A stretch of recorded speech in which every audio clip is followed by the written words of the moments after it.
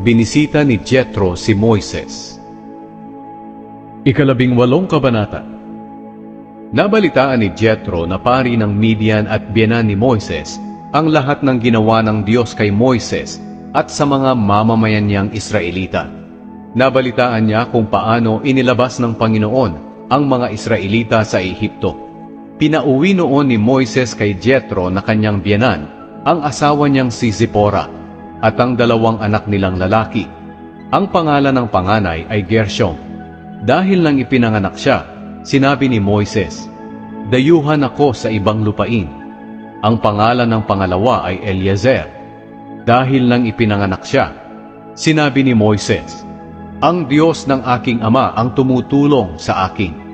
Iniligtas niya ako sa espada ng Faraon."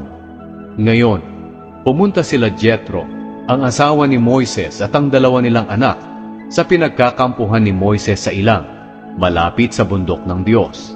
Nagpasabi na si Jethro kay Moises na darating siya kasama si Zipporah at ang 2 nilang anak.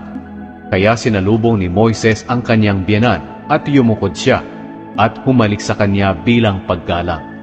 Nagkamustahan sila at pagkatapos pumasok sa tolda. Sinabi ni Moises kay Jethro ang lahat ng ginawa ng Panginoon sa Faraon at sa mga Ehipsyo para sa mga Israelita. Sinabi rin niya ang lahat ng paghihirap na naranasan nila sa paglalakbay at kung paano sila iniligtas ng Panginoon. Tuwang-tuwa si Jethro sa lahat ng kabutihang ginawa ng Panginoon sa mga Israelita nang iligtas niya sila sa kamay ng mga Ehipsyo.